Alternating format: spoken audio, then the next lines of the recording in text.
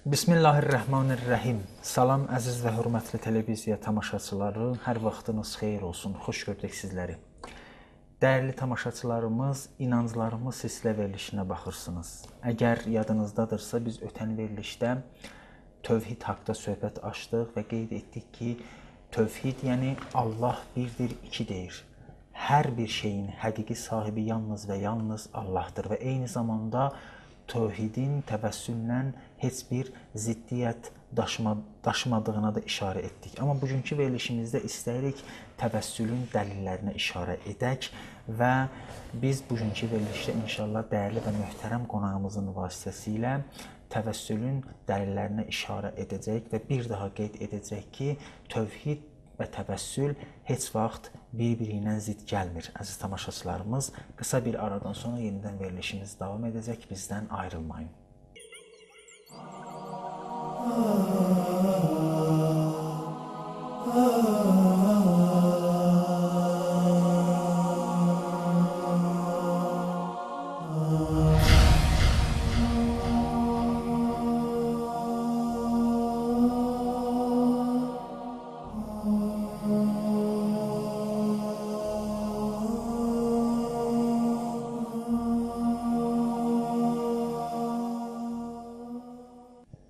Bəli, əziz tamaşaçılarımız, bir daha xoş gördük sizləri. Verilişimiz davam edir. İstərdim İnanclarımız verilişinin daimi qonağı olan tanınmış ilahiyyatçı Hacı Tofiq Əsədov siz əzizlərə təqdim edəm. Xoş gəlmişsiniz Hacı Tofiq, sizi ürəkdən salamlayıram.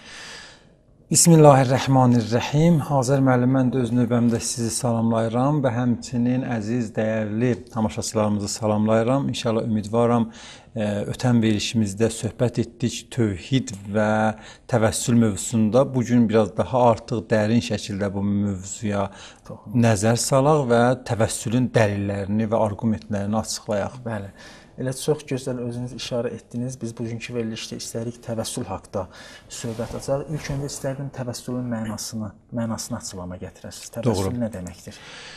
Təvəssül, Azər müəllim, ötən verilişlərimizdə də toxunduq bu məsələyə, amma bugün istəyirik biraz daha artıq yanaşaq. Təvəssül yəni yaxınlaşmaq. Yaxınlaşmaq bu onun lüğətdəki mənasıdır. Amma terminologiyada nəyinsə vasitəsilə Allaha yaxınlaşmaqdan söhbət gedir. Bu ola bilər məsum peyğəmbər və imamlar olsun, ola bilər namaz olsun, oruc olsun, Quran xətmi olsun və s. Hər bir əməli salih, istər o əməli salih hər hansısa bir İslamın buyurduğu namaz, oruc və digər ona oxşar ibadətlər olsun, istər bu əməli salih insan olsun, məsum olsun. Onun vasitəsilə Allaha yaxınlaşmağa yəni təvəssül deyilir. Bəli.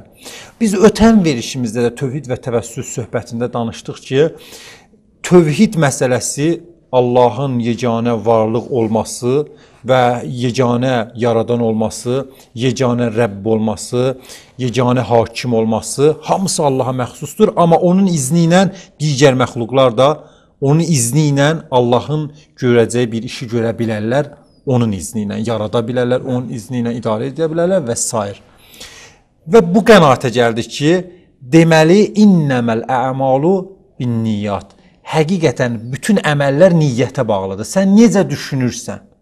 Əgər sən hər hansısa bir varlığa baxırsan və onun hətta sadə işini, çox sadə bir işini, primitiv bir işini ilahiləşdirirsənsə, o şəxsin özünü ilahiləşdirirsənsə, sən kafirsən, sən müşriksən. Amma ola bilər sən bir çox böyük qeybi bir işi, məsələn, hər hansısa bir insanın yaradıcı olması, xaliq olmasını nəzərində onun ilahi izni ilə bu işi görməsinə baxırsansa, sən heç də küfr etməmisən, sən şirk etməmisən, sən sadəcə onun bu işinə bəhbəh deyib, amma o bu işin Allahın izni ilə etməsinə əqidə bəsləmisən. Və bəzən də bu şəkildə əqidə bəsləmək vacibdir. Necə ki, bizə vacibdir ki, inanaq, Həzrət İsa Peyğəmbər həqiqətən yaratdı, quşu yaratdı, ölünü diriltdi. Buna inan bağlamaq lazımdır. Bağlamasa insan bu özü əslində küfr olar, şirk olar. Amma bilirik ki, bu şəkildə əməl etmək ilahi izni iləndir. Deməli, bir mənalı olaraq bunu bilməliyik ki, bu məsələdə əsas düşüncə qayıdır sənin inancına. Sənin inancın əgər bütün həqiqətin, varlığın, hakimiyyətin əsasını ilahiyə nisbət verməkdirsə, sən tövhidçisən. Sən eləyə bilərsən, təvəssül də eləyəsən, heç bir problemi yoxdur. Şəfaət də istəyəsən, problemi yoxdur. Kömək də diləyəsən digərlərindən. Amma biləsən ki, bunların hamısının əsasında Allah dayanır. Amma bu şəkildə olmasa, sən adi bir şəxsdən su belə istəsən, bilsən ki, o suyu ki sənə verdi, o verdi sənə. Allahın izni olmadan o bu işi gördü müstəqil şəkildə. Hətta sənin bir sadə su istəməyin də küfr olar, şirk olar. Deməli, sənin niyyətinə bağlıdır əsas məsələ. Amma bunu bilək ki, təvəssül məsələsi tarix boyu müsəlmanlar tərəfindən qəbul olunub. Tarix boyu müsəlmanlar tərəfindən qəbul olunub. Hətta İslamdan çox-çox öncə bu məsələ olub. Yəni, hətta deyə bilərik ki, müsəlman, müşrik, kafir, bunların hamısının içərisində bir qəbul olunmuş bir məsələ idi təvəssül. Sadəcə olaraq söhbət kimə təvəssül, nəyə təvəssüldən gedir? Allah nəyə icazə verib, nəyə icazə verməyib? Problem əsas buradan qaynaqlanır. Biz görürük ki, Həzrəti Yaqub Peyğəmbərin övladları elə ki, Həzrəti Yusuf Peyğəmbəri quyuya atırlar və o bəlalar ki, Həzrəti Yusuf Peyğəmbər başına gəlir və sonradan peşman olurlar, gəlirlər öz atalarına müraciət edirlər ki, bizim üçün dua et, Allah bizi bağışlasın. Quran-ı Kərimin ayələridir bunlar. Həzrəti Yaqub Peyğəmbər də qəbul edir bunu. Deyir, mən sizin üçün dua edərəm və dua edir. Deməli, burada Peyğəmbərdən məsum Peyğəmbər onların bu işini qəbul edir, onların bu təvəssülünü qəbul edir. Deyir, mən sizin üçün dua edərəm və dua da edir. Deməli, tarix boyu bu olub. Peyğəmbərlərin hər bir zamanda, hər bir dövründə ilahi tərəfindən bir göstəriş kimi bu iş olubdur. Və bu iş müşriklərin də içində olub, kafirlərin də içində olub. Sadəcə olaraq fərq burada olub ki, müşriklər Allahın izin vermədiyi varlıqlara təvəssül ediblər. Məsələn, büt düzəldiblər, bütə təvəssül ediblər. Halbuki Allah Teala buyurur, o bütə ki siz sığınırsınız, onun sizin üçün nə bir faydası ola bilər, nə bir zərəri ola bilər. Çox faydasız və bihudə bir iş görürsünüz. İzin vermir Allah. Yəni bir daşı özün yaradırsan və o daşa sığınırsan, özün onu xəlq edirsən, onun sənə bir faydası ola bilər. Hələ bundan da əlavə, hətta bütpərəstlərin içərisində həmin bütlərə qarşı bir ilahiləşmə düşüncəsi var idi. Onu ilahiləşdirirdilər özləri üçün. Məsələn, su Allahı, yağış Allahı, külək Allahı və s.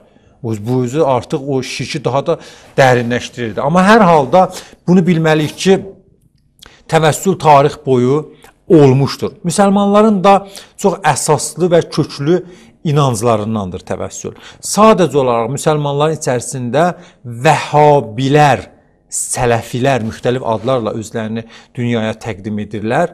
Onlar qəbul etmirlər təvəssülü. Təbii ki, onların da qəbul etmək yerləri var. Onlar da bir sıra təvəssülləri qəbul edirlər ki, inşallah biz bu söhbətimizdə istəyirik o məsələyə də girək.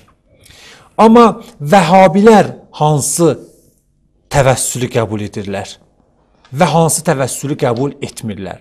Ümumi şəkildə bugünkü biz təvəssül terminologiyası işlədiriksə, bu formada təvəssülü vəhhabilər qəbul etmirlər. Amma məsələn, bu irad kim tərəfindən ortaya qoyulur? Bəli.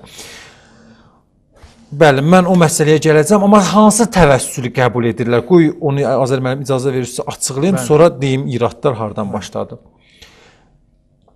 Bəli, Quran-ı Kərim özü buyurur ki, "Vəlillahil əsmaul husna fəd'uhu biha." Allahın çox gözəl adları var və Allahın adları ilə səsləyin. Yəni Allahın adları ilə Allaha zatına təvəssül edin. Zatına Allahın adları ilə təvəssül edin. Biz bir Allahın bilirik, zatı var, Allahın xüsusiyyətləri var, sifətləri var. Xaliq olması, qadir olması, alim, həkim olması. Allah buyurur, bu gözəl adlarla Allaha səsləyin, yəni vasitə qərar verin. Bu təvəssülü hamı qəbul edir.